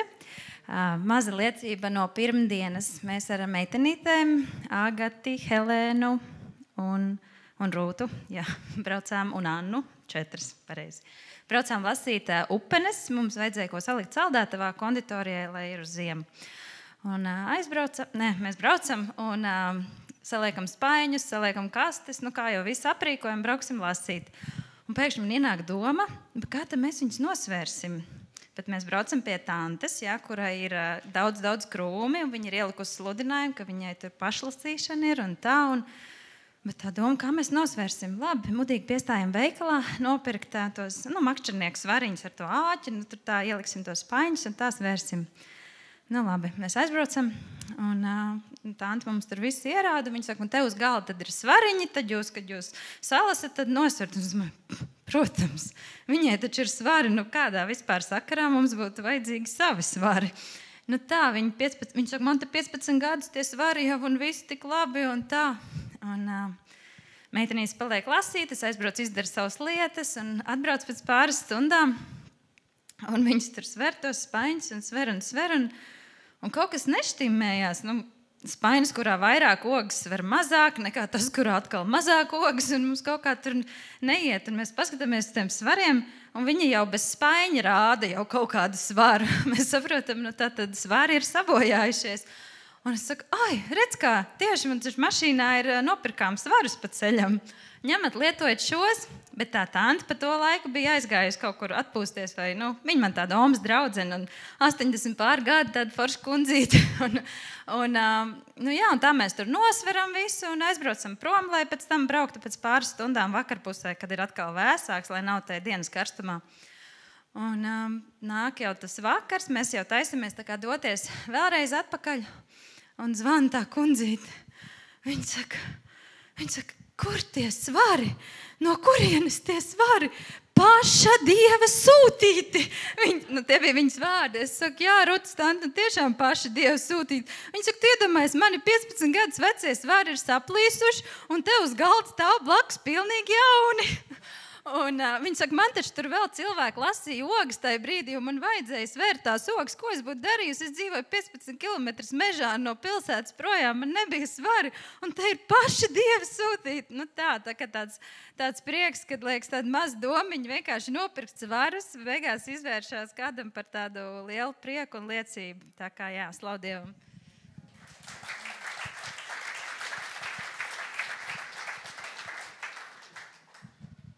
Labdien! Es arī gribu liecināt, ko Dievs ir darījis tā, un kā es esmu piedzīvot.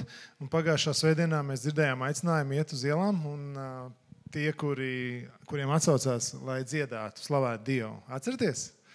Bija kādi izgājuši, un es pilnīgi droši par sevi zināju, ka man tur nav jābūt. Un es pēc kāda laiciņa, kad es biju bijis mājās jau, es sapratu, es iešu uz to pusi. Un nelai dziedāt, jo tāds, tas ir cits stāsts varbūt, bet es ejot, es sapratu, skatos telefonā, pa Liepājas ielu sāk iet, un es skatos ļoti daudz kādas ziņas, kas ir pa svētdienas laikā, kamēr dievkalpojums ir sakrājušās. Es domāju, apsēdīšos labāk un atbildēšu, kur var atbildēt, jo tā ejot, nepamana ne cilvēks, neko, un tu vienkārši aiziet kaut kur. Un es tā arī apsēdos, un pēc brītiņa piebrauc viens čalis ratiņkrēslā un pats sāk sarunu. Es biju kaut kad ar viņu iesācis runāt, bet es zinu, viņa nostāja ļoti tāda krasa pret ticīgajiem, jo viņam liekas, ka visi uzbāžās. Un es nevaru viņam kaut kur pārmest, jo kādā brīdī tā var likties. Bet viņš piebrauc un sākām runāt, un tā viņa pārliecība, viņš sāst par kā viņš tic un ka viņš dzīvo pēc jūtām un nevis pēc faktiem vai pēc ticības vai pēc kā cita. Un bija ļoti tādi interesanti. Un es ticu, ka Dievs kaut ko izdarīja, jo beigās viņš bija gatavs, ka par viņu lūdz Dievu. Viņš saka, tu drīkst uzlikt rokas uz kājām, ja tu gribi, tu drīkst lūgt par mani. Es gribu, ka tu lūdz vienkārši. Tā saruna bija gara. Es kaut kādu stundu tur nosēdēju, runājot ar viņu. Pa ceļam vēl pienāca viens čalis no Polijas. Viņš meklēja tur norādes kaut kādas, bet viņš paklausījās un parunāja ar mums un saprata, ka mēs runājam arī par Dievu. Un viņš pats bija iedrošināts. Viņš dzirdēja, ka mēs arī ejam uz ielām un runājam uz cilvēkiem, lūdzam par viņiem. Viņš pats arī saka, viņš arī tic Dievam. Tāda īsa saruna, bet viņš bija prom. Jo viņam tur viņu gaidīja.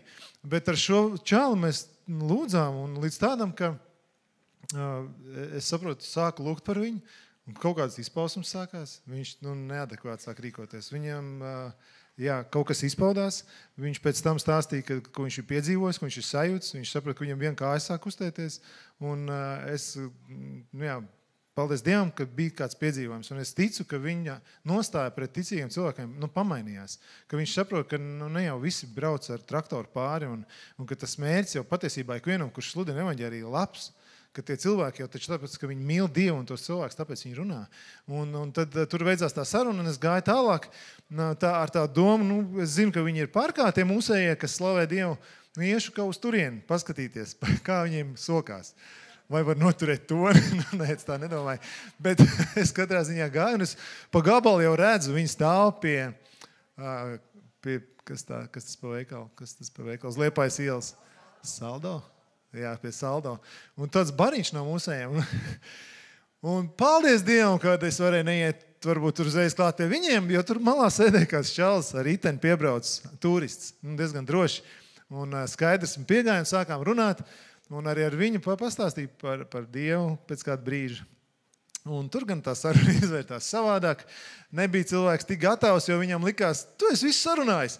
Tie visi tavējie. Es saku, jā, tie visi manējie, bet es neko no tās neesmu sarunājis. Es vienkārši gāju šeit, nācu šeit, es ierodzīju tevi, piegāju parunāties. Es saku, es labprāt uzrunāju par Dievu pastāstu. Un tā arī mūsu saruna turpat arī drīz beidzās. Bet ātri atsaucoties uz to nometni, kur bijām ar jauniešiem, rivetiņu pie jauniešiem uz Saldu, Siguldu. Tur bija tā daļa ar tiem čaļiem runājot. Un pēc tam bija sadalīšanās grupās. 3 grupas bija, un es piegāju pie vecākajiem no viņiem. Viņi bija no 13 līdz 20 gadiem veci. Un bija daudz jautājumu par visu kaut ko. Un man svarīgi bija tajā brīdī noskaidrot, vai viņi uzticējuši savu dzīvi Jēzum. Un visi bija ar mutu apliecinājuši arī par kristībām. Tur bija jau iespēja kādam kaut ko saprast savādāk, lai tik kristīts pilnībā ar ūdens pagremdē. Un tad šis vadītājs, viens no tās grupiņas vadītājiem pienāca un prasīja, vai ir ok, ja es viņiem paprastu par svētā gara kristībām, ja gadījumā viņiem tas interesē. Un tā mēs, protams, jā, tas ir tikai labi un pareizi, un bija vairāk no tiem čaļiem, kuri gribēja dzirdēt. Un pēc tam mēs palikām, es arī teicu, tad paliekat, kuri gribat, parunāsim pa vienam. Vienkārši tāda saruna. Un es pastāstīšu vienu no tām sarunām, kur viņš atnāk, tas čalis, viņš saka, īstenībā man tā bail drusciņi, jo ja tas notiks, par ko tu teici, ja es saņemšu svētā gara kristības, tad iespējams man attieksme izmainīsies pret to cilvēku, kurš man ir ļoti dārgs. Jo viņam bija kāds problēmas, kāds kārība, kāds grēks, un viņš saka, es negribu, tā, ka man viņu nav svarīga tā meitene, es negribu, un tas viss izjūg, beidzās un tā tālāk. Un es saprotu, es jau tev neko nespiedīšu, es tev neko arī nesaku un nepiedāvāju, un tā arī nav mana daļa, es jau to nedaru, to Jēzus tikai dara. Un mēs aizlūdzām par viņa vajadzībām, par vēl kādu situāciju, ko padalījās. Un tajā lūkšanas laikā es saprotu, ka man ļoti palika žēl, ka viņš visu laiku cīnās. Viņš jau tas jau ilgāku laiku, un pirms dienām viņam vēl tur nāca kāds gudrības vārds no kāda, kas viņam būtu jādara vai jānedara. Un man likās ļoti, ka viņam tiešām vajag spēku no augšas. Viņam vajag, kad viņš var lūgt garāk, ka viņš var saņemt to spēku katru dienu lūdzot mēlēs. Un es sāku par to lūgt vienkārši. Neprasot viņam, neko diži sagaidot. Es vienkārši prasīju, Jēzus, dod viņam šo spēku no augšas, ka viņš tiek piepildīts, ka viņš no sirds pārpilnības muti runā, ka no viņa nāk tās dzīvās ūdens traumas. Un tā arī nofinišējās mūsu saruna, mūsu lūgšana. Un paņēmām krēslus, mēs tur no tādā pļaviņā sēdējām un gājām uz mājiņā atstāt tos krēslus tur. Un pēc ceļam ejot, viņš saka, kamēr tu lūdzi par mani, pēc tam lūdzot mēlēs valodās, tā garā. Viņš saka, manī sāk krosīties kaut kas tā, ka man pilna muta bija, un es vienkārši sāku nākt skaņas. Viņš saka, es piedzīvoju to, par ko pirms tam runāju. Un neviens, es viņam neprasīju, uz viņu nekādā veidā nekas cits nebija teikts. Un viņš piedzīvoja spēku no augšas. Viņš bija priecīgs, tur asarās, priecīgs šalis, pēc tam es saku, forši, labi, ka tu man pateici. Tā mēs varējām kopā palūkt pēc tam. Tā kā slāvu Dievam, tāds interesants, kā Jēzus vienkārši pats tā. Viņam nav žēl, viņam tik vien nebija žēl, viņam tik vien liela tāda interese bija arī par to čalu, kurš bija izmisumā. Slavu Dievam.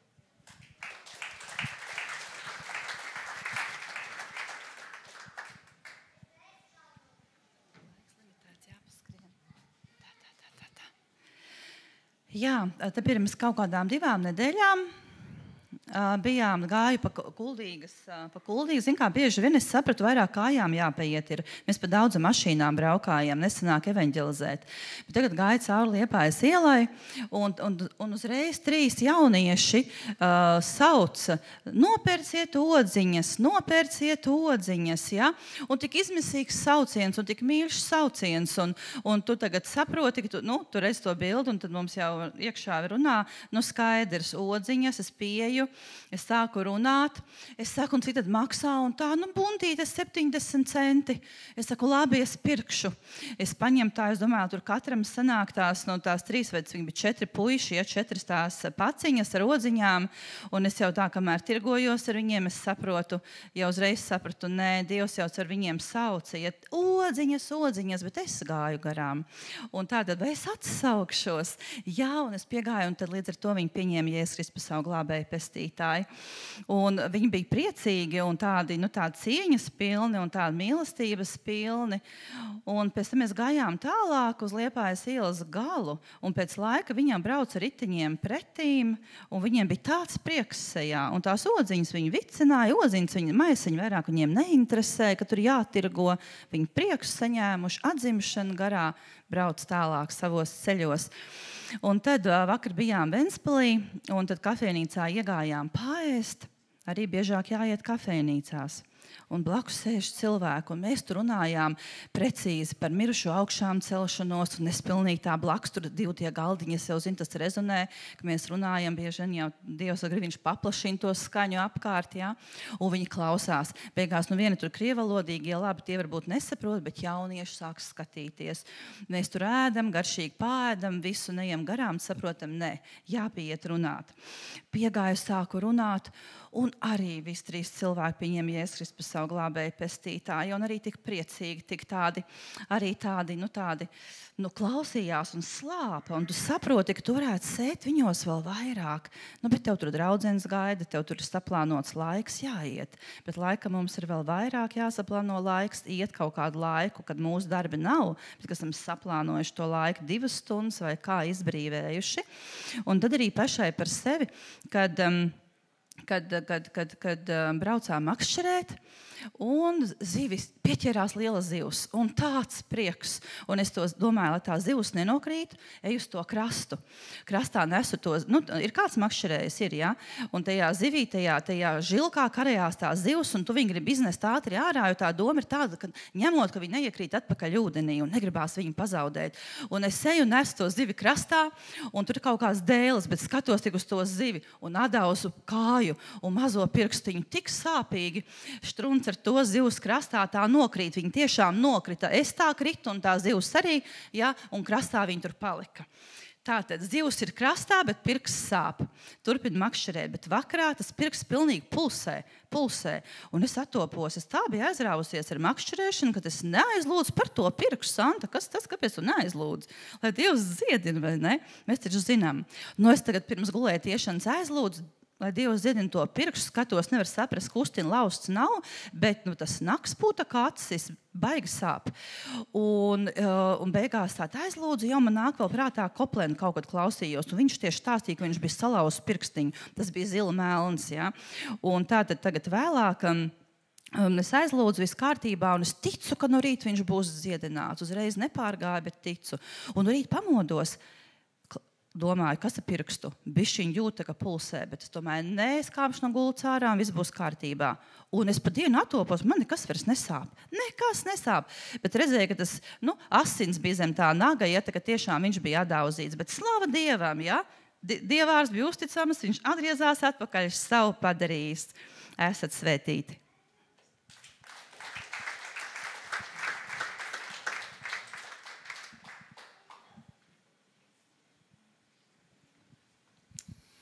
Labrīt vai labdien. Jā, Dieva spēks un mīlestība nav saprotama, bet tā ir sajūtama. Nebija plānojis nākt liecināt, bet ļoti daudz dzirdēju, gan sākumā jaunieši dziedāja, gan daudz liecības bija par jauniešiem un kopā būšanu. Un sapratu, ka man arī jānāk ir liecināt, kad Dievs aicina. Pagājušajā nedēļā arī biju kalpot jauniešu nometnē. Veselu nedēļu un man uzaicināja, un es nekad nebiju ne pats bijis kā jaunietis nevienā nometnē, ne arī kādreiz biju tā kā kalpotājs vai darbojies. Un es domāju, bet aicinājums ir, ko lai tagad dara? Kā es tur to tikšu galā? Es biju viens no tās vadības komandas. Bet, lūdzu un atstāju to visu Dieva ziņā, tad Dievs darbojies caur mani un dari tās lietas. Tu jau vislabāk to zini. Tā kā uzticēju to visu. Bija jau ļoti daudz brīnumu notika īstenībā tajā nedēļā, lai es visu izstāstītu tos Dieva liecības. Tas paiet kāda stunda droši vien, bet mēģināšu to galveno. Kādā 3. dienā es saprotu, ka man nav vairs spēka, maz gulētas tās naktis un jau vairs nevaru. Un es saku, es vairs nevaru savā spēkā, Dievs. Es esmu izsmelts savā spēkā, darbojies tu. Un tad bija kāda jau katru dienu dažādas tās tēmas cauri visai nedēļai. Un tad, kā es piedzīvoju to Dieva mīlestību, tajā 4. dienā jau tā stāv, tas bija vienkārši pie pusdienām, visi stāvēja rindā, es stāvēju maliņā. Un skatījos uz tiem bērniem un jauniešiem, viņi bija no 8 līdz 15 gadi apmēram. Un es skatos un par malim izlīd tāds svētā gara pieskāriens, un es sajūtu, ka ar tādām mīlestības acīm es skatījos, es redzēju ikvienā redzēju Jēzu, un es katru kāds viņš ir, es viņu saprotu, ka es viņu ļoti mīlu. Un tad es pastījos uz kalpotājiem, un es arī viņus mīlu. Un tas bija tāds ļoti liels Dieva pieskāriens, un kā es teicu, ka Dieva mīlestība nevar izprast, bet to var sajust. Un es piedzīvoju īstenībā pats tādu lielu Dieva pieskārienu šajā nometnē. Tā kā paļaujoties, atdodot to visu Dievam un ļaujot viņam darbojoties caur manīm. Slavu Dievam. Amen.